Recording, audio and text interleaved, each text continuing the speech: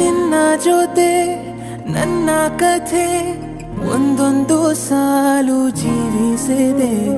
ನನ್ನ ಜೊತೆ ನಿನ್ನ ಕಥೆ ಬೇರೊಂದು ಲೋಕ ಸೃಷ್ಟಿಸಿದೆ. ಎಂದು ಹೀಗೆ ಆಗಿಲ್ಲ, ಏನು ಇದರ ಸೂಚನೆ?